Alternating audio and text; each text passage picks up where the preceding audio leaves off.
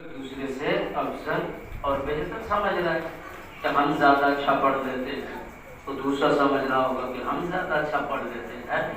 اس کو کہتے ہیں انا، یعنی غرور، تکبر. یہ حرام ہے. تکبر کے متکبرین کے بارے میں قرآن میں آیتیں موجود ہے. وَإِذَا الْوُحُوشُ حُشِرَتْ کہ تم قیامت کے دن دیکھو گے کہ وحشی یعنی قبروں سے جانور اور درندے بھی برآمد ہو رہے ہیں. تو لوگ کہیں کہ پروردگار یہ قبر تو انسان کی ہے، یہاں سے جانور کیوں ہیں؟ تو معصوم کی حدیث ہے کہ انسان اپنی خصلتوں اور عادتوں کی وجہ سے جیسی جیسی اس کے اندر صفت ہوگی اسی شکل میں قیامت کے دن مبعوث ہوگا. تو امام فرماتے پوچھا کہ مولا تکبر اور غرور کرنے والا کس شکل میں قیامت میں آئے گا؟ تو مولا فرماتے اللہ اسے چیونٹی کی شکل میں قیامت میں لے کر آئے گا. اتنا وجود اس کا چیونٹی جیسا بنا دے گا. یہ تکبر کی سزا ہے.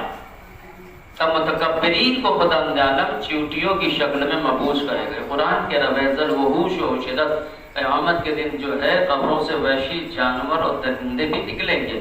یہ انسانوں کی قبر سے آواز ہے کہ ہم نے انہیں انسان بنا کے بھیجا تھا، انہوں نے جانوروں کی صفتیں اپنائی اور خود کو جانور بنا دیا. ہم نے انہیں جانور درندہ نہیں بنایا ہے. تو قاریان قرآن ایک دوسرے پہ لعنت کریں گے جب دیکھنا کہ ایسا ہو رہا ہے. اس کے بعد معصوم فرماتے ہیں کہ جب دیکھنا عمریں بڑی قلیل چھوٹی عمریں ہوں گی، بڑی تھوڑی عمریں ہو جائیں گی اور تمنائیں بڑی کثیر ہوں گی. 100 سال 200 سال کے ذخائر اکٹھا کرنے کی تمنا ہو کہ میرے بینک بیلنس اتنے ہو جائیں کہ 200 سال تک میں کھاتا رہوں. یعنی تمنائیں بڑی کثیر ہوں گی، عمریں بڑی قلیل ہوں گی. اتنی چھوٹی عمر ہوگی، اتنی کم عمر ہوگی کہ جیسے مٹی اٹھا کے ہوا میں پھینکی جائے، ذرا سا دکھے غائب ہو جائے. یہ انسان کی عمر اس سے زیادہ نہیں ہے. جناب نوح کے بعد جب ملک الموت آئے تو کہا کہ اب چلیے آپ کا وقت پورا ہو چکا ہے. جناب نوح نے کہا میرا وقت پورا ہو گیا. کہا ہاں ٹھیک ہے میں چلتا ہوں. تو بڑی کم عمر ملی مجھے. تو اسرائیل نے پوچھا کہ 2500 سال آپ نے زندگی گزاری ہے دنیا میں، تو کیسا پایا؟ کہ بس ایک دروازے سے داخل ہوا دوسرے سے نکل رہا، اس سے زیادہ تو کچھ پایا نہیں. تب مگر آپ ایسا کہہ رہے ہیں آپ نے 2500 سال کی عمر گزاری، ابھی کوئی مضبوط گھر نہیں بنایا دنیا میں؟ کہ کیا کرتا بنا کے؟ زیادہ جیتا تو بناتا، ہمیشہ زندہ رہتا تو مکان مضبوط بناتا. بس لکڑی کے چھوٹا سا ایک جھوپڑی ہے چھوٹی سی. مگر آپ کی اولاد آنے والے زمانے میں لوہے کے بڑے مضبوط مکانات تعمیر کرے گی. تو جناب نوح نے کہا کہ ہو سکتا ان کی عمریں کروڑوں سال ہوں کا نام یوں ہی 60-65 سال کی ہو ان کی عمریں. تو جناب نوح افسوس کرنے لگے، کہنے لگے کاش اگر مجھے اتنی عمر مل جاتی تو میں اسے ایک سجدے میں گزار کے دنیا سے چلا جاتا. صلوات پڑھے محمد و ایک سجدے میں گزار دیتا. جب دیکھنا کہ عیسائیوں کی حکومت عالم پہ چھا چکی ہے، پوری کائنات پہ عیسائیوں انہی کی حکومت ہے. ہر ملک ان کی مٹھی میں، جو یہ کہہ رہے ہیں کر رہے ہیں لوگ. اگر یہ ان کی نہ مانتے تو وہ مار دیتے، ان کو ختم کر دیتے، تباہ کر دیتے. ہوئی حکومت تو عیسائیوں کی ہے. پوری کائنات میں عیسائیوں کی حکومت چھا جائے گی اور چھا چکی ہے. اس کے بعد دیکھنا کہ عدل کی گہرائی سے بھیانک آگ ابل رہی ہے. عدل کی گہرائیوں سے آگ ابلے تو سمجھ جانا کہ قائم عالم محمد علیہ السلام آنے کی تیاری. اس کے بعد دیکھنا کہ دنیا سے اچھے لوگ ختم ہو چکے ہیں، بروں کی کثرت ہو گئی ہے. اس کے بعد دنیا میں دیکھنا کہ حبشیوں کی حکومت ہو چکی ہے. یہ زمانہ آئے گا پوری دنیا میں حبشیوں کی حکومت قائم ہو جائے گی. اس کے بعد جب دیکھنا کہ رات کو انسان زندہ سو رہا ہے، صبح کو مردہ اٹھ رہا. یہ مطلب نہیں ہے کہ مر جائے، جب مر گیا تو یہ لفظ کیوں ہے اٹھ رہا ہے. صبح کو رات کو زندہ سو رہا اور صبح کو مردہ اٹھا. مردہ تو اٹھتا نہیں ہے نا، لفظ سے اٹھا پہ غور کریے گا. یہ نہیں ہے جملے میں کہ رات کو زندہ سوئے گا صبح میں مردہ ہو جائے گا. مردہ اٹھے گا کیا مطلب ہے؟ رات کو مومن سوئے گا، نماز پڑھ کے ٹھیک ٹھاک، فجر کے بعد جب اٹھے گا تو نماز قضا کر کے تو حدیث نے بتایا کہ زندہ کی پہچان کیا ہے اور مردہ کی پہچان کیا ہے۔ جو نماز فجر کے لیے جاگ جائے اٹھے وہ زندہ کہلاتا ہے، اور جو سویا رہے احساس ہی نہ ہو کہ اذان ہو رہی ہے مردہ اور میت کے برابر ہے۔ صلوات پڑھے محمد وعلہ۔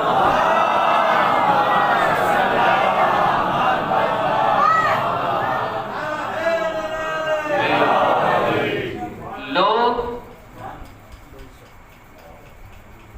بڑی عجیب باتیں ہیں لیکن یہ سمجھنے کی چیزیں ماشاءاللہ آپ جیسا صاحب فہم مجمع جو باریکیوں میں بڑی آسانی سے آپ حضرات پہنچ جاتے ہیں، میں آپ کو داد دیتا ہوں کہ ورنہ بعض علاقوں میں تو سر سے باتیں گزر جاتی ہیں، وہ سمجھ نہیں پاتے کہ کہا کیا گیا ہے۔ تو ظاہر سی بات ہے جاگتے ہوئے ضمیر ہے آپ کے، اور غور کرتے رہیے گا۔ تو انسان کی یہ حالات جو ہے جب دیکھنا کہ شام میں چینی گھس چکے ہیں، یہ چین والے مکمل طریقے سے شام میں گھس کر پورے شام پر قبضہ کر لیا، اور دیکھنا کہ عربوں کی حکومت چھن چکی ہے۔ یہ عرب جو ہیں آج عیش کر رہے ہیں، کل بیتل ہو جائیں گے۔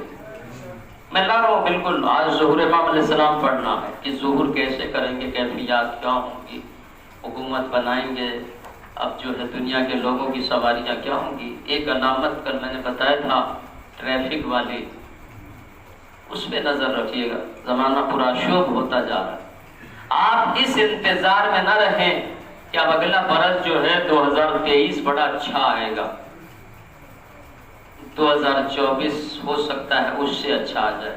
معصوم فرماتے یہ خیالات دماغوں سے مٹا لینا، اب زندگی میں کبھی کوئی برس اچھا نہیں آئے گا، جب تک کہ میرا قائم نہ آئے کچھ بھی اچھا نہیں آئے گا، وہ آئے گا جب ہی اچھے دن آئیں گے۔ آپ وہ سوچئے کہ 2023 شاید ہمارے لیے اچھا ہو جائے، اچھے لوگ آ جائیں برسر اقتدار۔ سمجھتے رہیے بات کیا کہہ رہا ہوں میں، ہر شعبے میں ہر محکمے میں اچھے لوگ آ سکتے ہیں، اور حالات زمانہ اچھے ہو جائیں۔ ہو سکتا ہے اس سال بارش نہ ہوئی، اگلے برس اچھی ہو جائے۔ ہو سکتا ہے اس سال فصلیں نہ اگی ہیں، اگلے برس اچھے سے اگ جائیں۔ ہو سکتا ہے موسم کی خرابیاں، اگلے برس اچھے موسم آ جائیں۔ تو معصوم کہتے ہیں کہ خیالات نکال دینا، اب جتنے برس آئیں گے بد سے بدتر آتے چلے جائیں گے، بد سے بدتر آتے چلے جائیں گے۔ تو ایسے ماحول میں ہم کریں تو کیا کریں؟ کیا گھٹ کے مر جائیں، سوسائڈ کر لیں؟ نہیں، سوسائڈ بھی حرام ہے، کچھ نہیں کر سکتے۔ ایک کام کرو، اپنے جب دیکھنا کہ پورا ماحول گھٹن کا ہو رہا ہو، ہر طرف سے مشکلات بڑھتی چلی جائیں، تو پھر کیا کرنا؟ آل محمد کے دامن سے مضبوطی سے منسلک ہو جانا، اور اپنے دین پہ مضبوطی سے قائم و دام ثابت قدم رہ جانا۔ تو پھر یہ تمہارا دین اور آل محمد کا دامن مصیبتوں سے نکال کر تمہیں خوشیوں کی طرف لے جائے گا۔ صلوات پڑھیں محمد۔ کوئی دور اچھا نہیں آئے گا، اب کوئی دور اچھا نہیں آئے گا، خدا کی قسم۔ اب ہر سال بد سے بدتر آتا جائے، برے سے برا آتا جائے گا، حتیٰ کہ ہمارا امام آئے گا جب وہ نوید خوشخبری لے کر آئے گا، خوشی کی نوید لے کر آئے گا، وہ آئے گا جب جو ہمارے دن اچھے آئیں گے۔ دنیا حکومتیں بناتی ہے، بناتے رہیے، آپ فکر مند نہ ہو۔ آپ کی سرکار تو اس دن بنے گی جس دن آپ کا امام آئے گا، آپ کی حکومت اسی دن بنے گی جس دن آپ کا امام غیبت سے پردہ اٹھا گیا۔ اسی لیے قرآن نے آواز دی وَإِذَا زُلْزِلَتِ الْأَرْضُ زِلْزَالَهَا، کہ جب تم دیکھو گے کہ زمین کو ایسے زلزلے آ رہے ہیں جو زلزلے آنے کی کیفیت ہوتی ہے، بھرپور زلزلوں کی زد میں آ گئی ہے۔ وَأَخْرَجَتِ الْأَرْضُ أَثْقَالَهَا، اس دن زمین اپنے اسفال کو زمین پھٹے گی، خزانے باہر نکل آئیں گے، سارے خزانے۔ کن کن کے خزانے؟ تفصیل ذرا سا آیت کی تھوڑی تھوڑی کرتا چلو۔ یہ وَأَخْرَجَتِ الْأَرْضُ أَثْقَالَهَا، یہ زلزلے جب آئیں گے تو زمین ہر جگہ سے پھٹے گی۔ یہ وہ زلزلہ مراد نہیں ہے جو میں نے علامتوں میں پڑھا کہ کبھی کبھی زلزلے آتے رہیں گے، وہ کبھی کبھی کا مطلب نہیں ہے۔ زمین کے ہر گوشے میں زلزلہ آئے گا اور زلزلہ زمین کو پھاڑے گا۔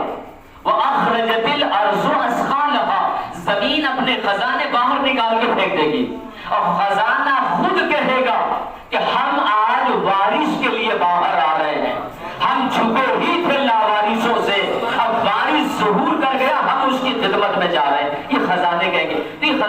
कौन से होंगे? नमरूद का खजाना बाहर आएगा, शद्दाद की जन्नत जो छुपी है वो सामने आ जाएगी, और जितने चोर जंजालों ने गाड़े हैं खजाने, जितने बेईमानों ने सारे खजाने आ जाएंगे, और बादशाहों के जितने खजाने हैं वो सारे बाहर आ जाएंगे। ताकि अब जब आप काबे के करीब पहुंचेंगे तो वहां बेपनाह खजाना काबे के नीचे छुपा है। इस कदर खजाना है कि आप हिसाब नहीं लगा सकते। हदीस में है कि जब इमाम आएंगे तो जमीन अपने आप फटेगी और खजाना खुद ब खुद जो है कायम आले मोहम्मद के कदमों में चला आएगा। इनसे बड़ा बादशाह कोई नहीं होगा। इतने खजाने तो दुनिया के बादशाहों ने कभी आंख से देखे नहीं होंगे जितना मेरा इमाम जो है खजाने हासिल कर लेगा, और अपने लिए नहीं। पूछा गया मौला इतने खजाने क्यों? जब ये खजानों के जहां से गुजरेगा तुम्हारा इमाम, जमीन फटेगी, खजानों के सोने चांदी के अंबार लग जाएंगे। तो पूछा गया हमारे छठे इमाम से, माने ये होंगे क्या? कहा होंगे क्या? ये सब को तकसीम करते जाएंगे, उठा लो, बांटेंगे नहीं, एक एक को बुलाएंगे, जितना चाहिए ले जाओ सोना, जितना चांदी चाहिए ले जाओ। इतना इमाम कहते घरों में पैसे सिक्के जो जमीन से बरामद होंगे और दौलतें भर जाएंगी कि उस जमाने का सबसे बड़ा डाकू और जो चोर होगा उससे कहा जाएगा रास्ते में ये 100 रुपया गिरा है उठा ले। वो कहेगा मैं क्या करूंगा, मेरे घर इमाम ने इतना भर दिया है, वही नहीं खत्म हो रहा, मैं ये क्या करूंगा लेकर। सलवार पढ़े मोहम्मद वाले साजिद आले मोहम्मद फरमाते हैं आप महीने को तनख्वाह के हिसाब से डिवाइड कर देंगे। दुनिया का कानून अलग है, इमाम का अलग है।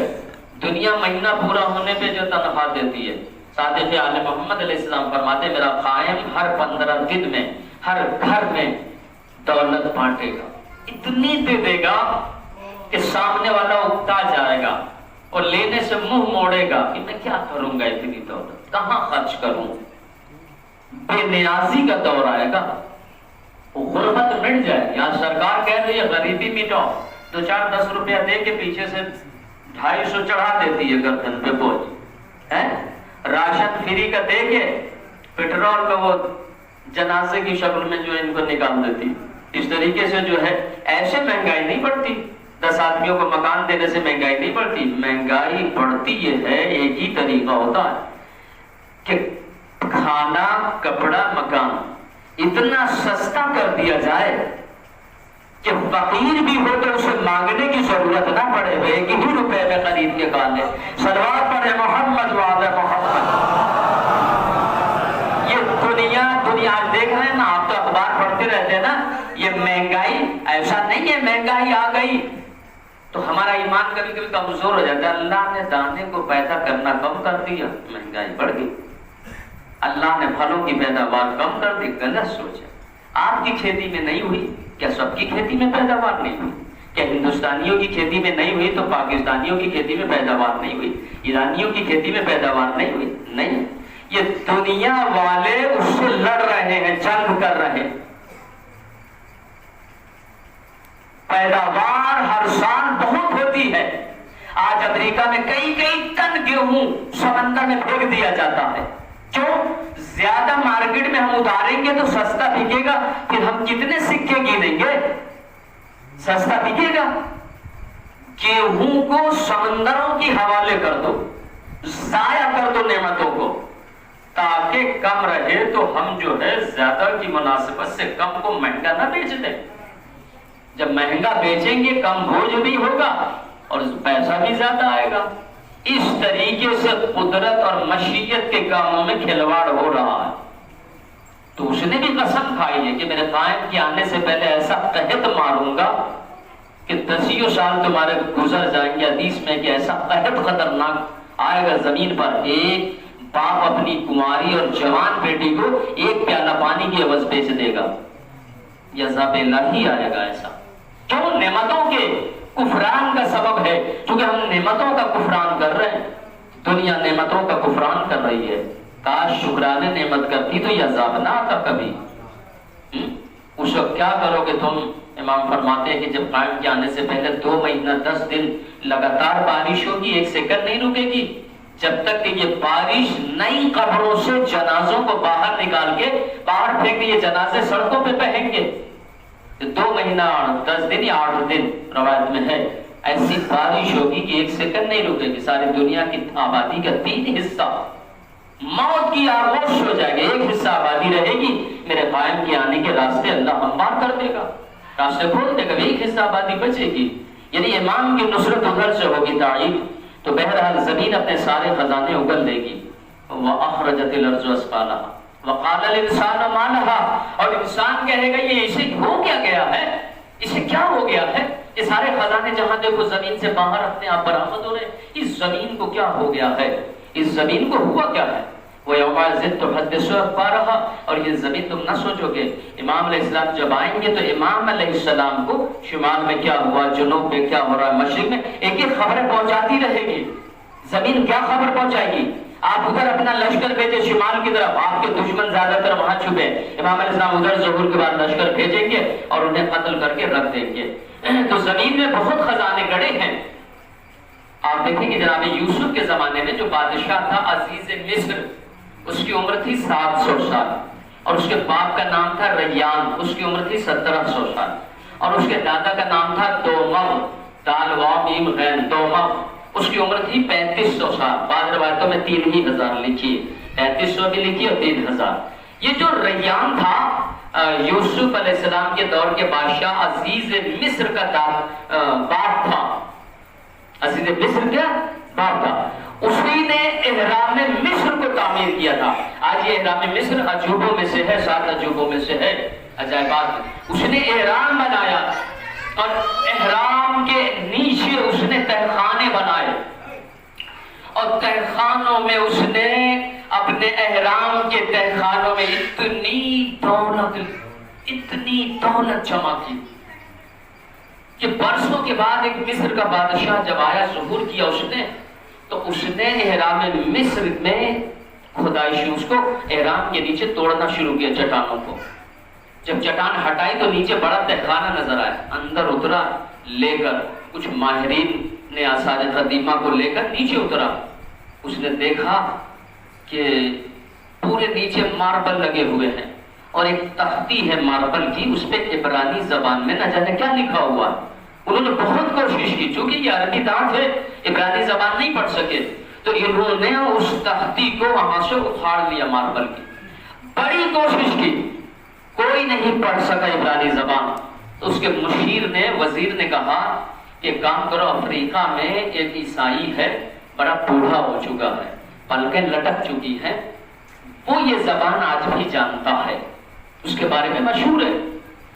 تو ادھر خط بھیجا، ادھر سے جواب آیا بادشاہ کا کہ ہمارے یہاں یہ ضعیف انسان کہیں نہیں جا سکتا، ہمارے لیے بابرکت انسان ہے، اس کی عمر بھی 2500 ہزار سال سے اوپر تھی، کہ ہمارے ملک کا یہ انسان بڑا بابرکت ہے، اتنی لمبی عمر والا، ہم اسے باہر نہیں جانے دے سکتے، باہر کی آب و ہوا پتہ نہیں اسے سوٹ کرے یا نہ کرے، مر جائے تو کیا کریں گے ہم؟ ایک کام کرو، تم تختی یہیں بھیجو، افریقہ حبش میں بھیجو، ہم اس سے پڑھوا کر اس کا ترجمہ عربی میں کریں گے اور تم جو ہے اسے پڑھ لینا۔ تو وہ تختی کشتی کے ذریعے افریقہ حبش بھیجی گئی۔ میں موضوع سے ہٹ کے نہیں بات کر رہا ہوں، وَأَخْرَجَتِ الْأَرْضُ أَثْقَالَهَا، زمین اس دن اپنے سارے خزانے کس کے لیے اگلے گی؟ اس کے لیے جو غیبت کے پردے میں ہے۔ اب یہ تختی وہاں پہنچی تو اس نے اس کا ترجمہ کیا، پہلے تو لاطینی زبان میں کیا ترجمہ، پھر لاطینی زبان سے عربی میں اس کو ٹرانسلیٹ کیا۔ اب جب عربی نے ترجمہ کر کے اس ترجمے کو مصر بھیجا، اس تختی کو، اور ترجمہ لکھ کر الگ بھیجا، تو جب مصر کے بادشاہ نے اس ترجمے کو پڑھا تو بادشاہ تنگ ہو گیا۔ بادشاہ نے پڑھا، اس کے ترجمے میں لکھا تھا، اس تختی پہ لکھا تھا کہ دنیا کے بادشاہوں خبردار، یہ تختی جہاں گڑی ہے وہاں گڑی کی گڑی رہنے دینا، اس کے نیچے بے حساب دولت اور بے حساب خزانے میں ریان بن دومغ میں نے دفن کر رکھے ہیں، اور میں نے نبیوں سے سنا ہے کہ آخری زمانے میں انصاف کا ایک بہت بڑا مجسمہ ظہور کرنے والا ہے، اور وہ عرب کی سرزمین سے طلوع کرے گا وہ ستارہ، اور وہ رحمت للعالمین کے شجرے سے نسل سے ہوگا وہ معصوم، اور یہ پوری دولت کو میں اس کو ہبہ کر رہا ہوں۔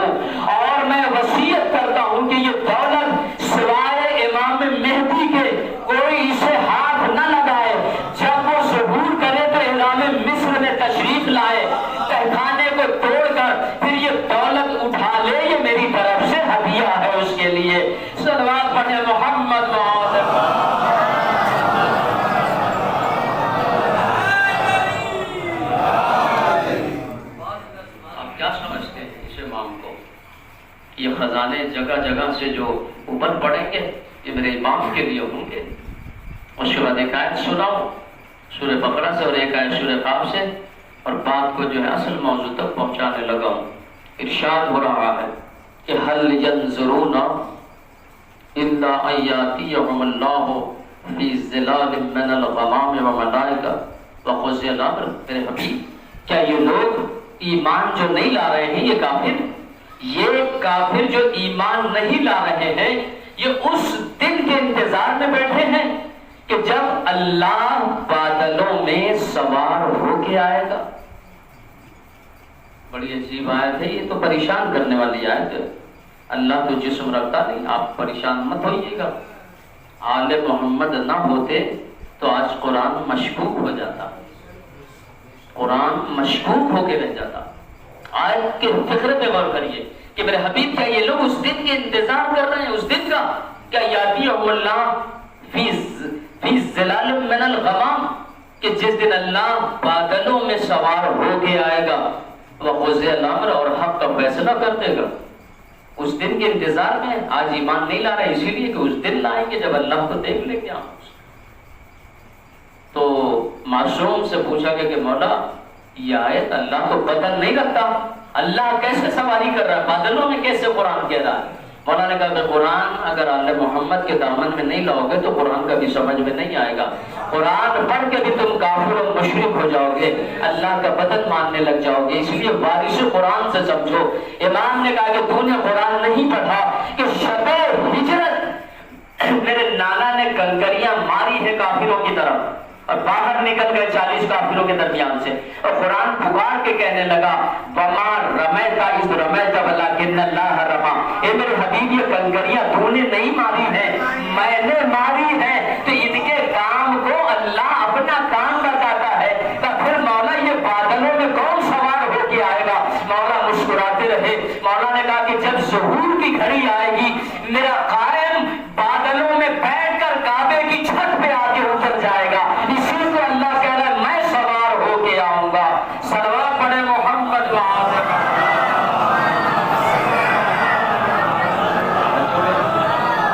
میرا امام بادلوں میں سوار ہو کے آپ کے ظہور کی کیفیت یہی ہوگی.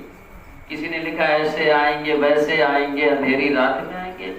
ٹھیک ہے سنتے رہیے، سب کے اپنے اپنے نظریات ہیں، لیکن ہمارے معصوم نے اس آیت کی تفسیر کی کہ ہمارا قائم ایسے نہیں آئے گا، بادل پہ بیٹھ کر سفر کر کے آئے گا اور آنے کے بعد جو زید خانہ کعبہ کی چھت پہ اترے گا.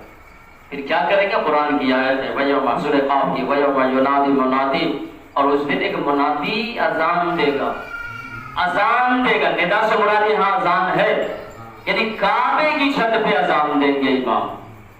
یہ کون سی اذان ہوگی؟ نماز والی اذان نہیں ہوگی، یہ بلانے والی اذان ہوگی. اذان دیں گے من مکان قریب، دیں گے اذان کعبے کی چھت پہ سے. آپ گھر میں بیٹھے آپ کو دیوار میں سے آپ کی آواز سنائی دے گی، اتنا قریب سے سنائی دے گی. اذان وہاں ہوگی، دیوار سے آپ کے اپنے گھر میں سنائی دے گی اور آپ پہچان جائیں گے یہ تو میرے امام کی آواز ہے. نہیں اور اسے واضح کرو. مثلا آپ ٹی وی کھولے ہوئے ہیں، نیوز دیکھ رہے ہیں، سیریل دیکھ رہے ہیں، جیسے ہی امام کی آواز اذان بلند ہوگی اسکرین غائب ہو جائے گی، اچانک وہاں امام کی تصویر آ جائے گی اور وہاں سے اذان کی آواز سنی جانے لگے گی. کوئی ریڈیو سن رہا ہے، نیوز سن رہا ہے، اچانک ایک لمحے کے لیے بند ہو جائے گا، پھر میرے امام کی آواز آنے لگ جائے گی. وہی قرآن کہہ رہا ہے مکان قریب، اذان کعبے سے ہوگی، آپ کو قریب کے مکان سے سنائی دے گی. نہیں اور بات واضح کروں، کوئی ہمارا ہندو بھائی گھنٹی بجا رہا ہے مندر میں، گھنٹی سے گھنٹی کی آواز آنے کے بجائے اذان کی آواز آنے لگ جائے گی، اللہ اکبر اللہ اکبر، وہ پریشان ہو جائے گا. تو پریشان ہو کے کہے گا کہ یہ ہو کیا رہا ہے. اسی لیے شاعر نے کہا ہے کہ مسجدیں مندریں بنتی ہیں تو بن جانے دو، ایک دن آئے گا تاثیر بدل جائے گی اور پردہ غیب سے آئے گا جو نرجس کا پسر، گھنٹیوں سے بھی اذانوں کی صدا آئے گی، گھنٹیوں سے بھی اذان ہوگی ہر طرف سے. امام